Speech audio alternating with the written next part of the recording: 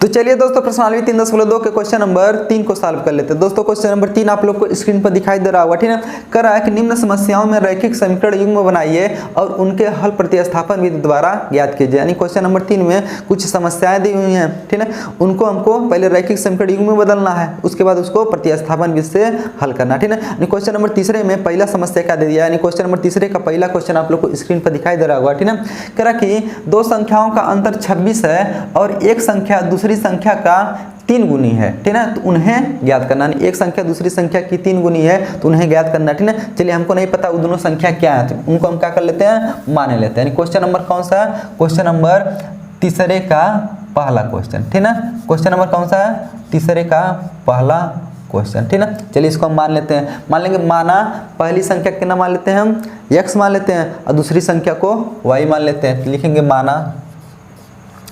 माना पहली संख्या बराबर पहली संख्या कितना मान लेते हैं हम लोग, x मान लेते हैं, तथा दूसरी संख्या कितना मान लेते हैं हम लोग, y मान लेते हैं। दूसरी संख्या बराबर कितना मान लेते हैं, y, दूसरी संख्या बराबर y मान लेते हैं, ठीक है। चलिए अब देखिए कंडीशन क्या दे दिया है, पहला कंडीशन ही दे दिया है दोनों संख्याओं का अंतर कितना है, 26। अंतर मतलब घटाना, ठीक है। चलिए यानी इन दोनों का अंतर निकालेंगे तो कितना मिल जाएगा, 26। यानी पहला कंडीशन दे दिया, इसको लिखेंगे हम लोग स्थिति प्रथम। क्या लिखेंगे, स्थिति प्रथम।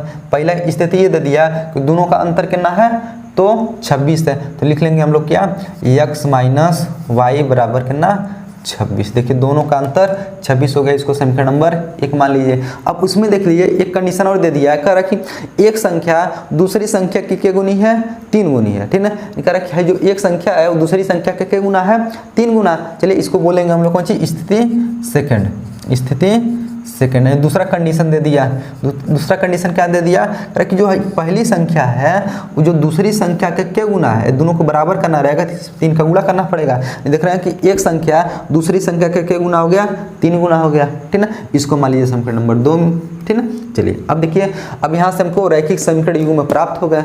अब रैखिक समीकरण युग्म बनाने के लिए कहा था तो बन गया, अब इसी को प्रतिस्थापन विधि से सॉल्व करना है। तो प्रतिस्थापन विधि से कैसे सॉल्व करते हैं, चाहे समीकरण 1 से x या y का मान निकाल के में रखिए, चाहे 2 से निकाल के इसमें रखिए, 1 में रखिए। तो देख रहे हैं समीकरण 2 में x का मान निकला हुआ है, यह मान उठा करके इसमें रख देते हैं, समीकरण किसमें, 1 में। तो लिखेंगे कि समीकरण 2 का मान, किसका, समीकरण 2 का मान किस में रखने पर, समीकरण 1 में रखने पर, समीकरण 1 में रखने पर, ठीक ना। चलिए रख देते हैं समीकरण 1 में रखने पर। तो 1 कहाँ है, यही है ना, तो जहाँ x है वहाँ कितना लिखेंगे, 3y। यहाँ पर x है तो वहाँ कितना लिखेंगे हम लोग, 3y। और फिर कितना है, माइनस y बराबर कितना है, 26। 3y में से y घटाइए, कितना बचेगा, 2y। 2y बराबर कितना हो जाएगा, 26 हो जाएगा। तो y बराबर कितना हो जाएगा, 26/2 हो जाएगा। y बराबर है 2 नीचे आएगा ना, 26 बटे कितना हो जाएगा, 2। अब बताइए 26 में 2 से हम लोग भाग करेंगे, कितना आएगा, तो y बराबर कितना मिल जाएगा, 13 मिल जाएगा। कहाँ, 13 दूना 26 होता है ना, 13 बार में कट जाएगा। y का मान 13 मिल गया, यह y का मान चाहे यहाँ रखिए चाहे यहाँ रखिए, हमारा किसका मान निकल जाएगा, x का मान निकल जाएगा, ठीक है। चलिए हम लोग लिखने जा रहे हैं y का मान किस में रखेंगे, हम समीकरण 2 में रखने जा रहे हैं, ठीक है। लिखेंगे y का मान कहाँ रखने पर, समीकरण 2 में रखने पर, ठीक है। चलिए रख देते हैं हम लोग समीकरण 2 में रखने पर। समीकरण 2 कहाँ पर है, तो यहाँ पर है। चलिए x है तो x लिख लेते हैं बराबर, यहाँ देखिए 3 है तो 3 गुणे y के स्थान पे कितना लिखेंगे, 13। तो देख लीजिए x बराबर कितना हो गया, 13 3 39। अतः देख रहे हैं x और y का मान निकल गया। हम देखिए पहली संख्या माने थे कितना, x, तो x बराबर 39। दूसरी माने थे y बराबर 13 थे, लिख लेंगे। अतः दोनों संख्याएं कितना हो जाएंगे, दोनों संख्याएं कितना, 13 और 39 होंगी, 13 और कितना 39 होंगी, ठीक है। चलिए दोस्तों आशा करते हैं कि क्वेश्चन नंबर तीसरे का पहला क्वेश्चन आप लोग को अच्छी तरीके से समझ में आया होगा। तो चलिए दोस्तों क्वेश्चन नंबर तीसरे का दूसरा क्वेश्चन भी सॉल्व कर लेते हैं। दोस्तों क्वेश्चन नंबर तीसरे का दूसरा क्वेश्चन आप लोग को स्क्रीन पर दिखाई दे रहा होगा, ठीक ना। करा कि दो संपूरक कोणों में बड़ा कोण छोटे कोण से 18 डिग्री अधिक है और उन्हें ज्ञात करना है, ठीक है। यानी दो संपूरक कोण है, करा कि उनमें से जो बड़ा कोण है छोटे कोण से 18 डिग्री अधिक है तो उन्हें ज्ञात करना है। हमको दोनों कोण नहीं पता, मान लेते हैं दोनों कोण को कितना मान लेते हैं, x और y मान लेते हैं। यानी क्वेश्चन नंबर कौन सा है, क्वेश्चन नंबर तीसरे का दूसरा क्वेश्चन है, ठीक ना। चलिए हमको नहीं पता दोनों कोण, तो हम मान लेते हैं माना बड़ा कोण कितना मान लेते हैं हम लोग, माना बड़ा कोण बराबर x मान लेते हैं, बड़े कोण को कितना मान लेते हैं हम लोग, x मान लेते हैं, तथा छोटा कोण कितना मान लेते हैं हम लोग, छोटा कोण को हम कितना मान लेते हैं, y मान लेते हैं, ठीक ना। चलिए बड़ा कोण को x मान लिए, छोटे कोण को y मान लिए। अब दोनों कौन कोण है, संपूरक कोण है। हम जानते हैं संपूरक कोणों का योग कितना होता है, 180 अंश होता है, ठीक ना। तो यहाँ लिखेंगे यानी एक कंडीशन दे दिया, स्थिति प्रथम, स्थिति क्या प्रथम, पहला स्थिति यही दे दिया कि दोनों क्या है, संपूरक कोण है। जब दोनों संपूरक कोण है तो इनके कोणों का योग कितना होगा, 180 अंश हो जाएगा, ठीक है। लिख लेंगे x प्लस वाई, यानी दोनों का योग कितना होगा, 180 अंश। समीकरण नंबर 1 मान लीजिए इसको, ठीक है। चलिए अब दूसरा कंडीशन दे दिया है जिसको क्या बोलते हैं हम लोग, स्थिति सेकंड बोलेंगे। क्या बोलेंगे, स्थिति सेकंड। वो दे दिया कर कि जो बड़ा कोण है वो छोटे कोण से कितना अधिक है, 18 अंश अधिक है, ठीक है। इसका मतलब बड़े वाले में से छोटा वाला कोण घटाएंगे तो 18 अंश बचेगा, ठीक है। या फिर इसको ऐसे भी कर सकते हैं, मान लीजिए बड़ा कोण माने है x और छोटा कोण कितना माने हैं, y माने हैं। कारण कि जो बड़ा कोण है वो छोटका कोण से कितना अधिक है, 18 अधिक है, नहीं 18 अधिक है, 18 कम है। यदि दोनों को बराबर करना रहेगा तो हमें 18 जोड़ देगा, देख लीजिए हमें 18 जोड़ देंगे तो दोनों का हो जाएगा आपस में बराबर हो जाएगा। देखिए भाई हमारा कितना हो गया, बड़ा वाला कोण था वो छोटे वाले कोण से कितना अधिक था, ये 18 अधिक था।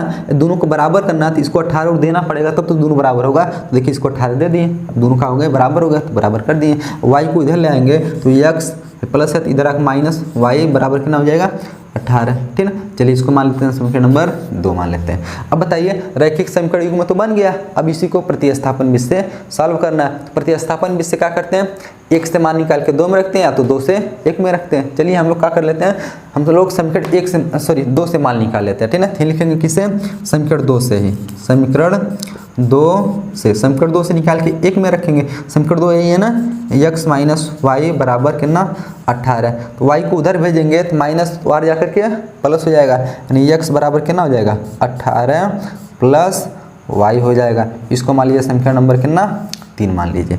अब देखिए 2 से निकाले हैं तो किस में ले आकर रखेंगे, 1 में रखेंगे, ठीक है। तो लिखेंगे x यानी x का मान या तो समीकरण 3 का मान किस में रख देते हैं, समीकरण 1 में रख देते हैं। यानी समीकरण इसको 3 मान लिया ना, 3 का मान 1 में रखने पर लिखेंगे समीकरण 3 का मान, समीकरण 3 का मान किसमें, समीकरण 1 में, समीकरण 1 में रखने पर, ठीक है, रखने पर। चलिए रख देते हैं, समीकरण 1 है ना, तो जहाँ x वहाँ कितना लिखेंगे 18 प्लस वाई, तो यहाँ लिख लीजिए कितना 18 प्लस वाई, यहाँ पर कितना है प्लस वाई बराबर कितना है 180 अंश है, ठीक है। अब बताइए यहाँ 18 तो 18 प्लस 1y 2y बराबर कितना हो जाएगा 180 प्लस 18 उधर जाकर के माइनस 18 हो जाएगा। यहाँ बचेगा 2y बराबर 180 माइनस कितना 18 बचेगा। अब 180 में से 18 घटाएंगे कितना बचेगा 162 बचेगा, 162 बचेगा, यानी 2y बराबर कितना हो जाएगा 162 हो गया। तो y बराबर कितना हो जाएगा, 2 नीचे आएगा 162 बटे 2, y बराबर कितना आ गया, 2 से काटेंगे तो कितना कटेगा 2 × 8 = 16 और 2 × 1 = 2 यानी 81 बारे में कट गया। और y का मान कितना आ गया 81 आ गया। यह y का मनवा उठा करके कहाँ रख दें, चाहे समीकरण 3 में रखिए, चाहे 2 में रखिए, चाहे 1 में रखिए, किसका निकल जाएगा x का निकल जाएगा, ठीक है। चलिए y का मान हम कहाँ रखने जा रहे हैं, समीकरण नंबर 3 में रखने जा रहे हैं, ठीक है। चलिए यहाँ बगल में लिख लेते हैं हम लोग, तो लिखेंगे y का मान कहाँ रखने पर, समीकरण, ठीक है ना, y का मान किस में, समीकरण 3 में रखने पर। चलिए समीकरण 3 में रख देते हैं। 3 कहाँ है, यही ना, x बराबर 18 प्लस वाई, तो लिखेंगे x बराबर 18 प्लस वाई का स्थान पे क्या ना लिखेंगे हम लोग 81 नहीं, x बराबर 18 और 81 जोड़ेंगे, 18 और 81 कितना हो जाएगा 1 और 8 9, 8 और 1 9, कितना आ गया 99। इसका मतलब x का मान कितना आ गया 99, y का मान कितना आ गया 81, बड़ा कोण कितना आ गया 99 अंश, छोटा कोण कितना आ गया 81 अंश। देख रहे हैं जो बड़ा वाला है छोटे से कितना अधिक है, तो बताइए 99 में से 81 घटाइए 18, तो एक कंडीशन भी दिया था, ठीक है। बड़ा वाला जो है छोटे वाले से कितना अधिक है 18 अंश अधिक है, ठीक है। तो हमारे देखिए मान निकल गया x का मान 99, y का मान 81, थे लिखेंगे। अतः बड़ा कोण बराबर कितना मिल गया 99 अंश, तथा छोटा कोण बराबर कितना मिल गया, छोटा कोण बराबर मिल गया कितना 81 अंश, ठीक है। तो दोस्तों आशा करते हैं कि क्वेश्चन नंबर 3 का दूसरा क्वेश्चन भी आप लोग को अच्छी तरीके से समझ में आया होगा।